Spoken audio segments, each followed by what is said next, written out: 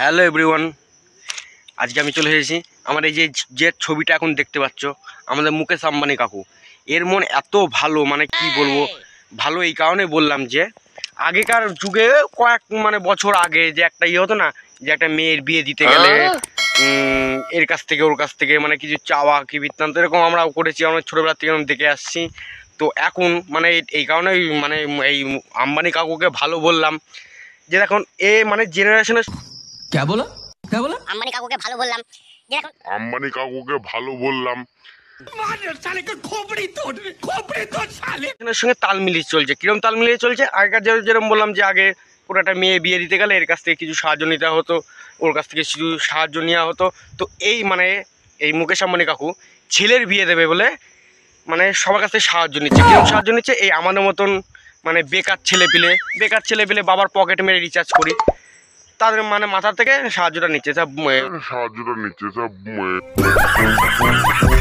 মুকেশ আম্বানি কাকুকে এটাই বলতে চাই, কাকু বলছি ছেলের বিয়ে যখন দেবেন দিচ্ছেন ভালো কথা, তো এরকমভাবে না নিয়ে আমাদের বলতে পারতেন যে সবাই এত টাকা করে দাও অত টাকা করে দাও, দিতাম। কিন্তু এরকম বাবার পকেট মেরে এমনি রিচার্জ করি, তারপরে যদি আপনারা এরকম রিচার্জের দাম বাড়ে যায়, আমাদের মতন বেকার ছেলে কোথায় যাবে বলুন তো? বেকার ছেলে তারপরে বাবার পকেট মেরে যাবা 2-4টে রিচার্জ করে 2-4টে মেয়েকে হাই হ্যালো পাঠাতাম। কেউ ক্যাশে নেয় না অবশ্যই, তো যাও বা পাঠাতাম, একটা চান্স নিতাম, যদি একটা পটে যেত। পটে তো না, সে ঠিক আছে, কিন্তু এরপর রিচার্জের এরকম দাম বাড়তে গেলে যে বাবার পকেট যদি আবার মারতে যায়, বাবা এমনি 2 দিন আগে রিচার্জ শেষ হয়ে গেছে, 2 দিন আগে বাবার কাছে চাইতে গেছে, বাবা খুব কেলিয়েছে, এমনকি বলেছে বাড়ি থেকে বের করে দেবো। তো বলেন এরকম করে থাকলে আমরা যাবো কোথায়? বেকার ছেলে পেলে এমনি বেকার ছেলে মেয়েটে কেউ পাত্তা দেয় না, পটে না, তারপর যদি রিচার্জের দাম বাড়িয়ে দেন তা আমরা কোথায় যাব?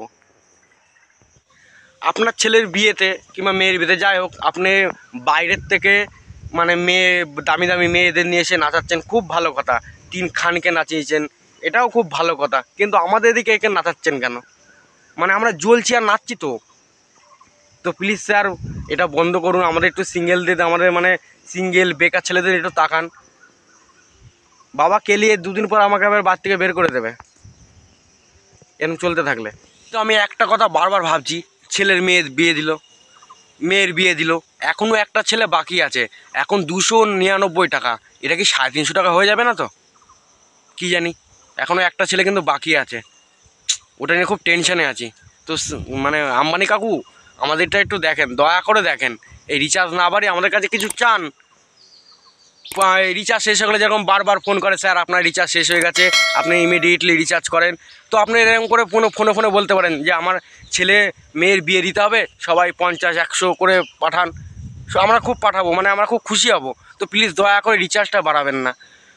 আপনি আগেই বলেছি যে আমার বাবার পকেট মেরে রিচার্জ করতে হয়, যে আবার 2-4টে মেয়েকে হাই হ্যালো পাঠায়, কেউ তো রিপ্লাই দেয় না, ক্যাশেও নেয় না, সে খুব ভালো কথা, তাও তো চেষ্টা করে যাচ্ছি। এরপরে তো তাও করতে পারবো না, যদি রিচার্জের দাম এরকম বাড়তে থাকে। বাবা তো বলে দিয়েছে তোমায় লাথি মেরে বার করে দেবে, তা রিচার্জ করবো কোথার থেকে? মেয়ে পড়াবো কোথার থেকে? বিয়েই বা করবো কোথার থেকে? সারা জীবন আমাদের এরকমই থাকতে হবে? এমনি কোনো মেয়ে আমাদের ক্যাশে নেয় না, নেবে কী করে? দয়া করে আম্বানি স্যার এটাই বলতে চাই, আমাদের ফোন কলটা ওই আনলিমিটেড না দিয়ে আনলিমিটেড ডেটা দিন, কারণ আমাদের ফোন করার মতন কেউ নেই। ওই যাওয়া বেকার ছেলে, ফোন মেসেজ ভিডিও দেখতে দেখতে দিন কেটে যায়, ফোন কাকে করব? এমনি তো কেউ ক্যাশে নেয় না, ফোন কাকে করব?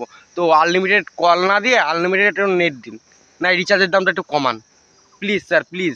আমরা আর পাচ্ছি না, আমাদের গরিবদের জন্য আসছে, শুনলাম নাকি BSNL তো আসছে আমাদের গরিব মানুষের জন্য, দেখা যাক কি হয়। শেষে একটা কথা আমি বলতে চাই যে বেশি বড় হয়েও না, ঝড়ে মরে যাবে, আর বেশি ছোট হয়েও না, ছাগলে মরে যাবে।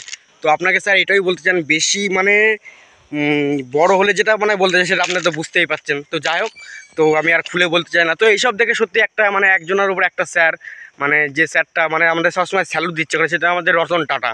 সত্যি স্যার, ওই স্যারের মতন মানুষ থাকলে ওকে সবসময় নাম মনে পড়লে স্যালুট দিচ্ছে করে, যে ওরকম একটা মানুষ থাকলে সত্যি রেসপেক্ট যেটা, সেটা ভেতর থেকে বেরিয়ে আসে।